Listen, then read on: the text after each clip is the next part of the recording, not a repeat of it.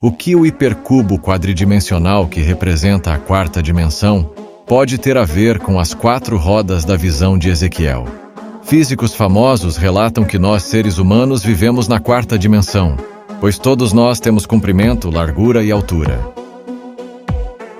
E como nós estamos dentro do tempo, o tempo seria a quarta dimensão. Ou seja, o nosso corpo e tudo o que conhecemos e tocamos tem 3 dimensões, e a quarta dimensão, que é o tempo, é o nosso complemento.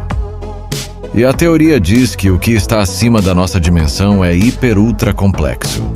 Físicos dizem que quem está na 5ª dimensão pode observar tudo ao mesmo tempo do que ocorre na nossa 4ª dimensão. Ezequiel descreve um firmamento de cristal, e acima do firmamento está Deus. E sobre as cabeças dos seres viventes havia uma semelhança de um firmamento, com a aparência de cristal terrível, estendido por cima das cabeças dos seres viventes. E por cima do firmamento, que estava por cima dos seres viventes, havia algo semelhante a um trono que parecia de pedra de safira. E sobre esta espécie de trono havia uma figura semelhante à de um homem, na parte de cima, sobre ele. Abaixo do firmamento estão as 4 rodas que estão uma dentro da outra. E esse acima é o cubo quadridimensional, um cubo ligado ao outro cubo. Simplesmente um cubo dentro do outro. Já as rodas estão cheias de olhos. Ao lado das rodas estão os seres viventes. Os seres viventes tinham rosto de homem, de leão, de boi e de águia. E os seus pés eram como de uma bezerra. Agora vamos direto ao assunto. Segundo físicos, se vivêssemos numa 1ª dimensão, conseguiríamos nos mover apenas para a direita e a esquerda. Agora, se vivêssemos na 2ª dimensão, continuaríamos sendo totalmente planos. Nessa 2ª dimensão, além de também conseguirmos nos mover para a direita e para a esquerda, agora conseguiríamos nos mover para frente e para trás. Já na 3ª dimensão, tudo o que existe tem 3 dimensões. Essa é a nossa dimensão em que habitamos. Nessa dimensão, conseguimos nos mover para a esquerda e direita, frente e trás, e conseguimos ir para cima e para baixo. Na visão de Ezequiel, os seres viventes e as 4 rodas faziam exatamente os mesmos movimentos. E andando os seres viventes, andavam as rodas ao lado deles, e elevando-se os seres viventes da terra, elevavam-se também as rodas. Quando as rodas andavam nas 4 direções diferentes dos rostos dos seres viventes. Ou seja, num instante as rodas estão na frente do rosto humano, num outro instante está na frente do rosto do leão, depois estão de frente do rosto do boi, e depois na frente do rosto da águia. Ele faz esse movimento, e ao mesmo tempo ele sobe e desce, e vai para um lado e para o outro com os seres viventes. Mas esse movimento de subir e descer, e depois ir de um lado para os outros, é dos seres viventes. As rodas apenas acompanham. Ou seja, os seres viventes têm 3 direções, e as rodas 4 direções. A roda faz 4 direções, pois a 4ª direção dela é o tempo. E a gente está ligado a esse tempo, ou melhor, estamos dentro desse tempo. Mas espere, vou explicar melhor. Os seres viventes são a nossa representação, e os outros 3 rostos de animais e os pés de bezerro é a representação de toda a espécie de animal da Terra. E as 4 rodas com 4 direções significam a nossa 4ª dimensão. E os olhos que estão por toda a roda representam os 7 Espíritos de Deus enviados ao mundo, ou seja, olhos enviados à nossa dimensão para nos observar, a tudo e a todos. É o que diz nos versículos sublinhados acima. E entre os anciãos, um cordeiro. Ele tinha 7 chifres e 7 olhos, que são os 7 Espíritos de Deus enviados a toda a terra. Entenderam agora? E é interessante como a estética do Weirdcore e Dreamcore se parecem com os relatos bíblicos, às vezes não intencionalmente. Como essa foto. Veja o que diz em Ezequiel. E cada um dos seres viventes andavam para adiante de si, para onde o espírito deles haviam de ir. Eles iam, e não se viravam quando andavam. E os seres viventes corriam e voltavam, numa semelhança de um clarão de relâmpago. Os olhos do Senhor estão em todo o lugar, contemplando os maus e os bons. Veja essa fala do Carl Sagan sobre como seria se nós, seres humanos de terceira dimensão, aparecesse num mundo de segunda dimensão.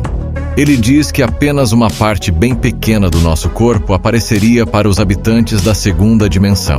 Lembrando que é só um exemplo, pois não existe um mundo de segunda dimensão. Nós já somos a primeira, a segunda e a terceira dimensão juntas. E estamos dentro do tempo que complementa a quarta dimensão. Bom, vamos imaginar que chegue a Planolândia, pairando sobre ela uma estranha criatura tridimensional que, estranhamente, parece uma maçã. Então ele decide entrar de uma vez por todas em Planolândia. Bom, uma criatura tridimensional existe em Planolândia apenas parcialmente. Só um plano, um corte transversal dele pode ser observado.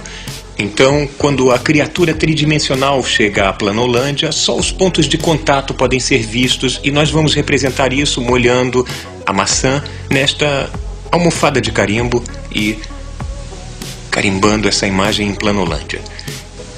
Então, o quadrado, com o passar do tempo, vê um conjunto de objetos aparecer misteriosamente do nada, dentro de um quarto fechado, e mudar drasticamente de forma.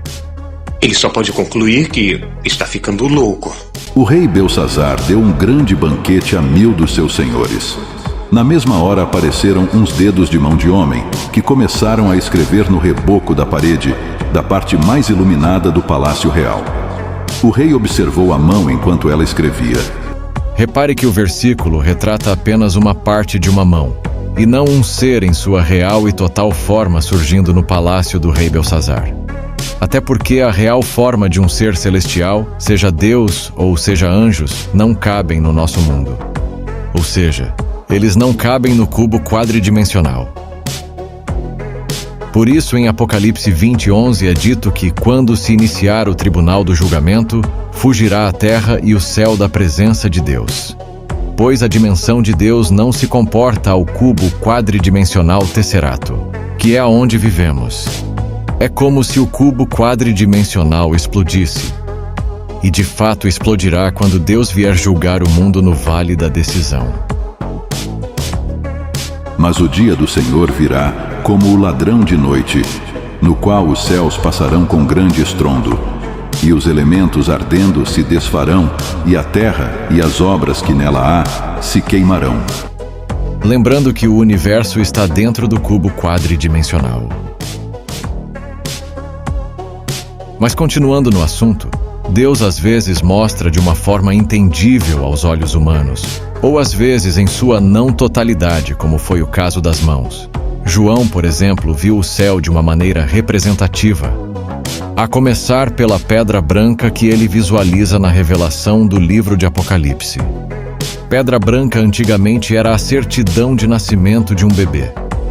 E nós iremos receber essa certidão no céu, mas não em forma de pedra como era antigamente e nem em papel como é atualmente. Por isso está escrito: nenhum olho viu, ouvido nenhum ouviu, mente nenhuma imaginou o que Deus preparou para aqueles que o amam. Essas 4 rodas, uma dentro da outra, talvez não seja exatamente a forma ilustrativa mais correta, pois quando se fala de 4 rodas, se fala exatamente de 4 rodas e 4 direções frente aos rostos dos seres viventes. Ou seja, a forma mais fiel das rodas é essa. Ela tem comprimento, largura e altura. E se contarmos a divisão da roda, teremos o número 4, representando assim o tempo. Bom, e o que significa o espírito dos seres viventes descrito por Ezequiel? Para onde o espírito queria ir, eles iam, porque o espírito do ser vivente estava nas rodas. O espírito do ser vivente é simplesmente o sopro do fôlego de vida dada por Deus a Adão na criação. E formou o Senhor Deus o homem do pó da terra, e soprou-lhe nas narinas o fôlego da vida, e o homem tornou-se alma vivente.